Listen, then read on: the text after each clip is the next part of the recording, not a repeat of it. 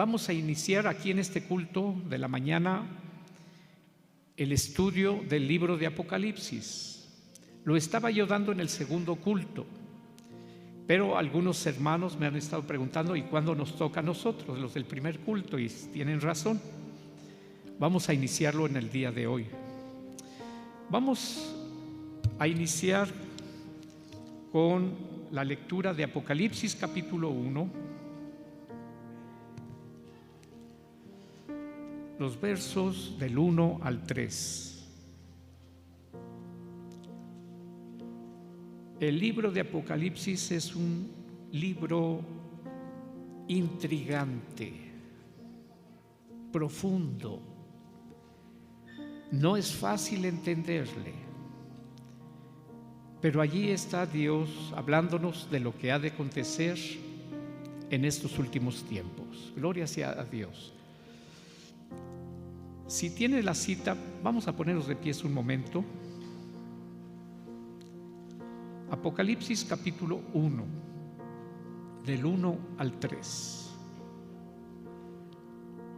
Dice, voy a leer en voz alta para usted escucha o lee en silencio, por favor. Dice, en el nombre del Padre y del Hijo y de su Santo Espíritu: la revelación de Jesucristo que Dios le dio para manifestar a sus siervos las cosas que deben suceder pronto, y las declaró enviándolas por medio de su ángel a su siervo Juan, que ha dado testimonio de la palabra de Dios y del testimonio de Jesucristo y todas las cosas que ha visto.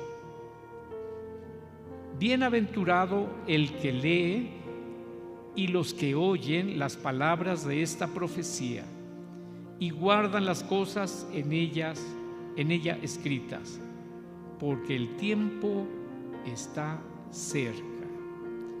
Dios nos bendiga en su santa palabra. Pueden sentarse, por favor, pueden sentarse. Esta es la introducción. El autor de este libro, el último libro de la Biblia, llamado Apocalipsis, el autor es Juan, el discípulo Juan, el más joven entre los discípulos que tuvo Jesús. Jesús hizo acompañar de 12 hombres, pues ya adultos, ya de carácter, pero Juan era el más joven entre ellos. Juan escribió un evangelio, 3 cartas que están aquí en la Biblia, y este libro de Apocalipsis, que también es llamado Revelación. ¿En qué fecha se hizo esto? En el año aproximadamente 96 después de Cristo. 96 después de Cristo. Y algunos de los discípulos habían ido muriendo por predicar, por ser promotores o anunciadores del reino de Dios. Pero Dios preservó a Juan para darle esta revelación. ¿En dónde se escribió este libro? En la isla de Patmos, en el mar Mediterráneo, a 100 kilómetros aproximadamente del puerto de Éfeso. Juan, por ser predicador, el emperador Domiciano, un emperador romano muy cruel, perseguía a los cristianos, y cuando arrestaron a Juan, no dispuso de una vez matarlo, sino que lo desterró a la isla de Patmos, una isla pues de pura piedra. Allá no había campo, no había mucho donde cultivar. Era realmente un lugar muy, muy difícil para sobrevivir. Pensaron que allá se iba a morir de hambre o de tristeza, pero Dios lo preservó.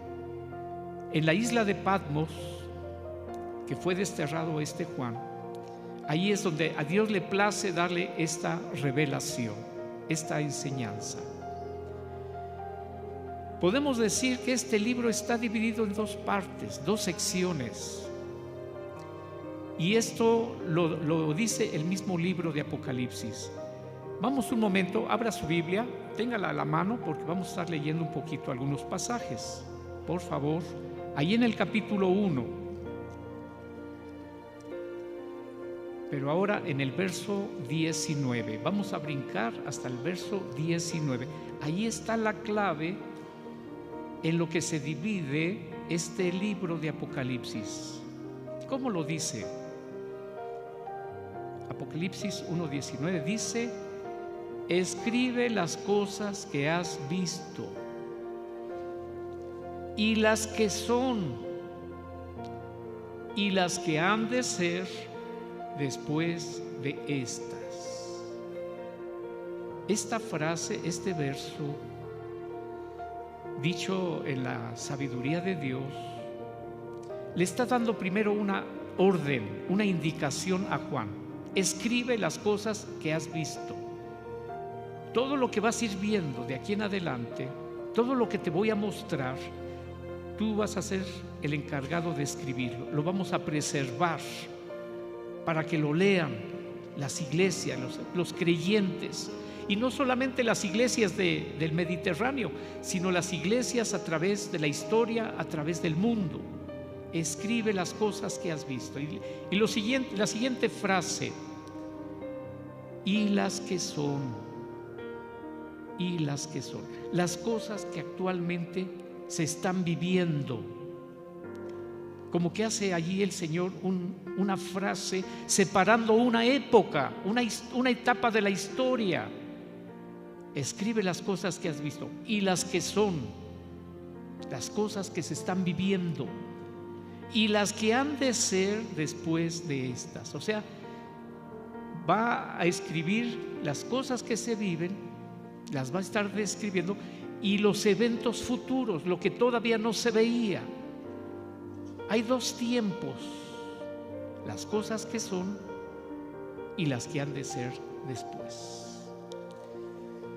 Este verso, estas frases en que estoy enfatizando, están separando dos épocas. Vamos a ir viendo a través de estos estudios del domingo que del capítulo 1 al capítulo 3 se habla las cartas a las iglesias que están en el Asia Menor. Dios, a través de Jesucristo, escogieron 7 iglesias. Vamos a ver que en Apocalipsis se menciona constantemente el número 7, como que es muy significativo, muy importante para Dios, porque es un número perfecto, es un número que expresa plenitud. Escogió a 7 iglesias y a cada iglesia le va a enviar una carta. Aquí las vamos a ir leyendo poco a poco. Cada una de esas iglesias representa una identidad, una forma de vivir. Cada iglesia tiene su problema, tiene sus virtudes, tiene sus defectos. Pero no solamente la palabra de Dios y lo que Dios está haciendo en esto es describirle a cada iglesia, sino que cada iglesia representa una etapa de la historia. Una etapa de la historia. La historia del cristianismo, desde los apóstoles hasta nuestros días hoy, 2021, Dios lo ha dividido en 7 etapas. Cada carta, cada iglesia está representando una de esas etapas de la historia. Lo vamos a ir conociendo. Del capítulo 1 al 3 se habla la historia de la iglesia, y del capítulo 4 hasta el capítulo 22 se va a estar hablando sobre la gran tribulación que se va a vivir sobre esta tierra. Hay una separación, ya lo leímos en el verso 19. Del capítulo 1 al 3, la historia de la iglesia, sus defectos, sus virtudes. Pero Jesús ha prometido que vendría por allí la iglesia y la llevaría a las bodas del Cordero, porque son los redimidos en la sangre de Jesucristo. Pero aquí en la tierra se va a quedar el pueblo de Israel, los que no han aceptado al Mesías, al Cristo. Todavía los judíos están esperando que llegue un Mesías. Hace poco, no sé, hace unos 2-3 meses atrás, se dio a conocer al mundo que ya tenían a su Mesías y mostraban un video donde se veía un varón, no sé, tal vez 35, 40 años de edad, y lo calificaban como el Mesías, tal vez por su conocimiento, por su carisma, por su linaje, su familia, y ya pensaban que tenían al Mesías. Pero después dijeron: no, nos equivocamos, tenemos que seguir esperando. Este no era. Lo cierto es que del capítulo 4 de Apocalipsis hasta el final se va a estar hablando de cómo el pueblo de Israel va a estar batallando aquí en la tierra, mientras que la iglesia es un pueblo celestial, un pueblo deparado para estar en el cielo. El pueblo judío es un pueblo terrenal y va a pasar la tribulación. Ellos están en el anhelo de construir su templo en Jerusalén. No tienen un templo propio, ellos tienen el diseño, tienen los materiales, tienen la disposición y el capital, pero no tienen el templo terminado. Entonces ellos, en sí, el número fuerte de judíos se va a quedar. Cuando Cristo venga, levantará la iglesia, pero el pueblo judío se va a quedar para atravesar la gran tribulación. Entonces, el libro de Apocalipsis está separando dos etapas.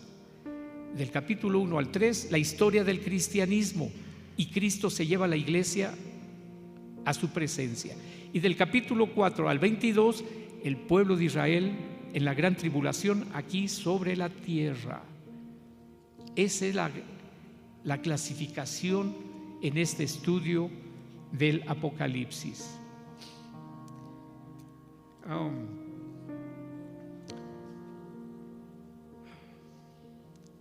Los capítulos 4 al 19 describen la tribulación, un periodo de 7 años. ¿Cuánto tiempo va a durar la tribulación? 7 años. Esos 7 años se van a dividir en dos partes: 3 años y medio y 3 años y medio. La primera parte va a ser tribulación. Lo que estamos viviendo ahora mismo en el mundo con esta pandemia pareciera ser la tribulación. Le voy a decir, porque ha causado mortandad. En los casi 200 países que existen, esta pandemia ha causado gran mortandad y está causando todavía. Ha desestabilizado la economía, ha afectado la educación de los estudiantes, ha afectado la cultura, ha creado una verdadera situación complicada y compleja esta pandemia. Bien podríamos casi atrevernos a decir: estamos en la primera parte, los primeros 3 años y medio. Llevamos 1 año y medio en esta pandemia. Sin embargo, no es todavía la gran tribulación, no es todavía. Todavía vienen algunas cosas fuertes. Por eso es que distinguimos: no es todavía la gran tribulación, no ha empezado esos 7 años, no ha empezado, porque vienen varias cosas fuertes, como lo vamos a ver en este estudio. La segunda mitad de esos 7 años, o sea, 3 años y medio, es donde el anticristo se va a mostrar tal y como es, y se va a voltear en contra de los judíos, y va a imponer que nadie pueda comprar ni vender a menos que tenga la marca del anticristo en el dorso de la mano o en la frente. Así lo describe el libro de Apocalipsis. Durante este periodo de 7 años, Dios juzgará a la nación incrédula de Israel y también a las naciones gentiles que no aceptaron el evangelio. Estos juicios se describen bajo figuras de 7 sellos, 7 trompetas y 7 copas. Todo eso en su orden. Los capítulos 20 al 22 tratan del reino de Cristo en la tierra, el juicio del gran trono blanco y el reino eterno.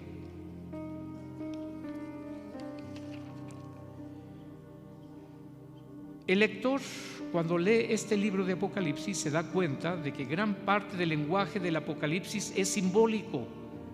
Usa números, colores, minerales, joyas, bestias, estrellas, candeleros y personas. Se usan para representar eventos, personajes o verdades reveladas. Algunos de estos símbolos se explican claramente en el mismo libro. Por ejemplo, en Apocalipsis 1:20 se habla de 7 estrellas que son los ángeles de la iglesia. Lo dice el mismo verso 20. Otro de estos detalles es que se mencionan 7 candeleros de oro, que son las 7 iglesias que se mencionan también en estos primeros 3 capítulos. Eso está mencionado en Apocalipsis 1:20. Se habla del gran dragón, que es el diablo o Satanás, y esto se menciona en Apocalipsis 12:9.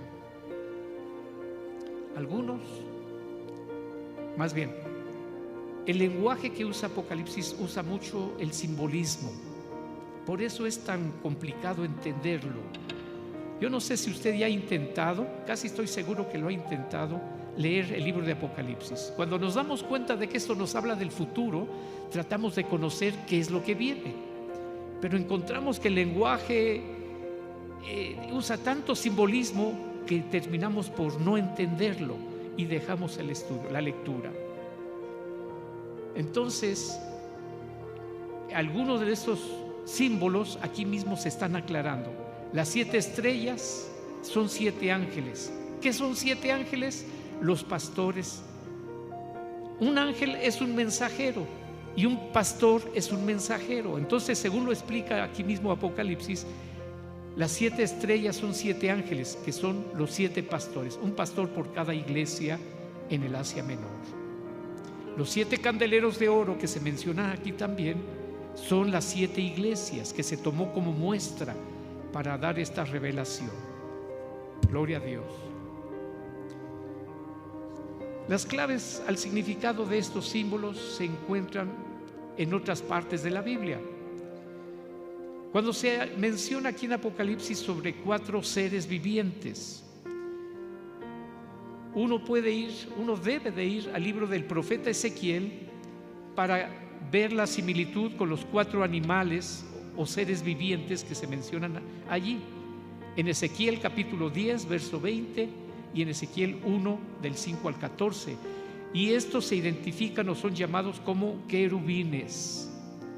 Yo creo que hemos escuchado la palabra querubín y a veces pensamos que son ángeles, no sé, a lo mejor rubios o más grandes o más fuertes. Querubines, ¿qué serán los querubines? Y ahí nos quedamos, no hay una figura. En la Biblia no trae figuras, no trae monitos, no trae fotos. Y nos quedamos siempre pensando, bueno, ¿cómo son los querubines? Son seres vivientes que tienen en su rostro una imagen o un rostro que es distinto. Tienen cuerpo, pero puede ser como el rostro de un águila, o como de un león, o como de hombre. Se me escapa uno de estos, ahorita lo vamos a encontrar. Son 4 que se mencionan en las Sagradas Escrituras. Tanto en el Antiguo como en el Nuevo Testamento se mencionan a estos seres vivientes. Gloria, el águila, el león, el hombre. Se me escapa uno, por ahí lo vamos a encontrar, pero disculpen. Para otros símbolos no hay explicación clara en las Escrituras y se debe tener cuidado a la hora de interpretarlos. Nosotros debemos de guardar silencio donde la Biblia guarda silencio, y nosotros debemos de hablar donde la Biblia habla. A veces hay grupos religiosos donde la Biblia no está diciendo algo, pero ese grupo religioso se adelanta y dice algo. Hay un grupo que a veces anda de casa en casa tocando, vendiendo revistas, y ellos se han atrevido a fijar fechas para la venida de Cristo.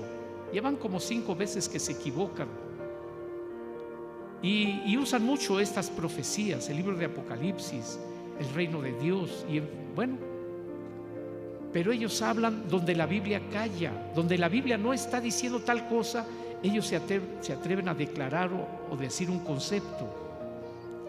Pero nosotros debemos de aprender, callar donde la Biblia calla, hablar donde la Biblia habla.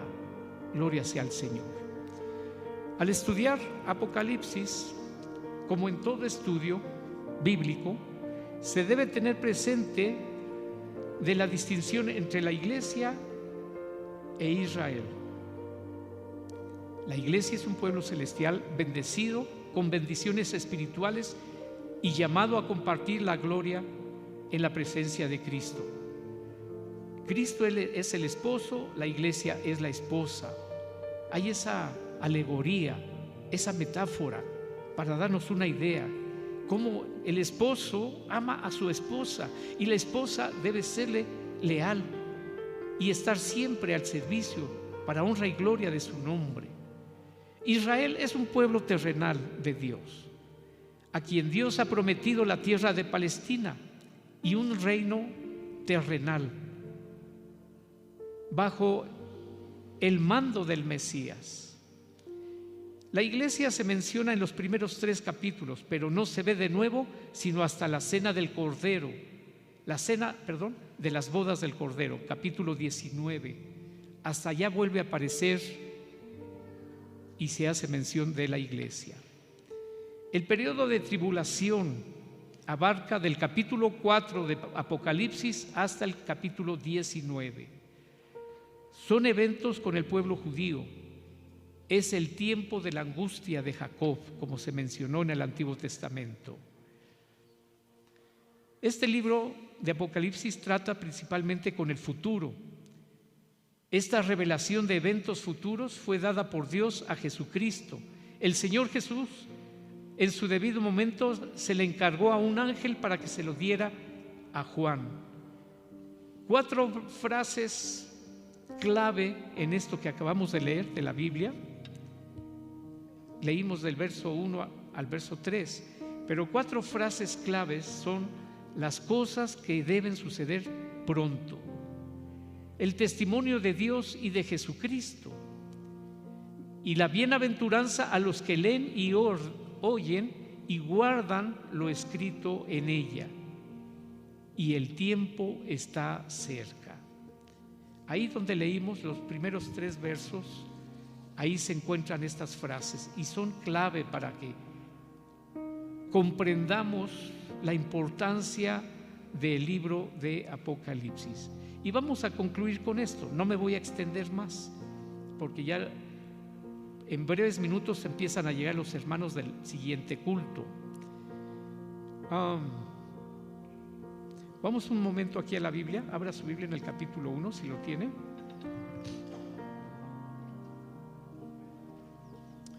Dice el verso 4 al verso 8. Capítulo 1, verso 4 al 8. Juan, a las 7 iglesias que están en Asia, gracia y paz a vosotros. Del que es, y que era, y que ha de venir, y de los 7 espíritus que están delante de su trono, y de Jesucristo, el testigo fiel, el primogénito de los muertos, y el soberano de los reyes de la tierra, al que nos amó y nos lavó de nuestros pecados con su sangre, y nos hizo reyes y sacerdotes para Dios su Padre. A Él sea gloria e imperio por los siglos de los siglos. Amén. He aquí que viene con las nubes, y todo ojo le verá, y los que le traspasaron, y todos los linajes de la tierra harán lamentación por él. Sí, amén. Yo soy el Alfa y la Omega, principio y fin, dice el Señor, el que es, el que era y que ha de venir, el Todopoderoso. Aleluya. En estos versos, hasta aquí vamos a abarcar el día de hoy, pero se está identificando Jesucristo como las primicias de los que viven para siempre. Gloria sea al Señor. Jesucristo, el testigo fiel, primogénito de los muertos, dice el verso 5, soberano de los reyes de la tierra, al que nos amó y nos lavó de nuestros pecados con su sangre. Gloria sea al Señor. Se está presentando Él, se está identificando. Aunque un verso antes, Juan dice a las 7 iglesias que están en Asia, gracia y paz. Ese era un saludo muy común. El apóstol Pablo usaba mucho ese saludo, gracia y paz. La gracia se está refiriendo al favor, a la bondad que Dios nos concede. No merecemos, no hemos sabido, nunca podríamos hacer méritos para que Dios nos bendiga. Hemos sido tan contradictorios, hemos sido a veces tan soberbios, hemos sido a veces tan insolentes. No podríamos nunca, a través de siglos, el ser humano nunca podría ganarse el favor, la misericordia de Jehová Dios. Pero por su misericordia con la que nos ama, Él pasa por alto nuestras equivocaciones, nuestros pecados, y nos muestra su grande bondad. Dice aquí la última frase: el que es y el que era y el que ha de venir, el Todopoderoso. ¿A quién se refiere? Podríamos pensar que a Jesucristo también. Sin embargo, se está refiriendo al Padre, el que es, porque su nombre significa, Jehová significa yo soy el que soy. Eso significa su nombre. Yo soy el que soy, el que permanece, el que trasciende para siempre. Gloria sea al Señor. Y así lo expresa en este pasaje: el que es, el que era en el pasado, el que se ha de manifestar para siempre, el Todopoderoso. Por eso le cantamos, por eso lo exaltamos. Vamos a hacer una oración para agradecerle al Señor que nos permite iniciar este estudio del Apocalipsis. Apenas hemos leído los primeros 8 versículos. El próximo domingo vamos a continuar donde nos quedamos. Vamos a ponernos de pies, por favor. Vamos a agradecerle que su Espíritu Santo nos ayuda a entender un lenguaje tan profundo, tan elevado como lo es el lenguaje del Señor, y podemos ir entendiendo estas cosas. Es la ayuda y la gracia del Espíritu Santo que nos ayuda. Vamos a agradecerle y a darle gracias al Señor por este culto. Amado Señor y Padre, tu nombre sea glorificado. Gracias, Señor, por estar con nosotros en este lugar, en este tiempo. Tú nos diste la fuerza para levantarnos esta mañana. Nos diste la vida, nos diste entendimiento. El soplo de vida está en nosotros, Señor. Gracias. Tuvimos la fortaleza para trasladarnos a este lugar. Hemos estado, Señor, en comunión con tu palabra, con tu presencia. Bendícenos ahora, Señor. Permítenos que esto que estamos estudiando quede en nuestro corazón, que nos ayude a vivir. No estamos bajo temor, bajo ansiedad. No debemos estar, Señor, bajo miedo, sino que, Señor, tú has ofrecido cuidarnos y nos describes lo que va a acontecer, Señor. No para que vivamos con miedo, con ansiedades, sino para que estemos confiados, teniendo esperanza de que nuestra redención está cerca, más cerca de lo que esperamos. Señor, ayúdanos, Padre. Permítenos, Señor, estar fieles y obedecer tu palabra día a día. Que podamos mantenernos en la fe. Y no solo eso, sino que podamos comunicarle a la gente, para que la gente entienda, la gente cambie, la gente, Señor, acuda a ti, Señor. La gente tiene temor, no quisiera morir con esta pandemia. Señor, en el nombre de Jesucristo, permite que nosotros, tu iglesia, podamos, Señor, testificarles, hablarles, compartirles el mensaje, y que en nuestra gente haya esperanza, haya fe. Acudan, confíen en ti, Señor, en tu grande bondad. Señor, te damos gracias por esto que nos permites. Gracias por este tiempo de ayuno y de oración. Señor, a ti sea dada la honra y la gloria.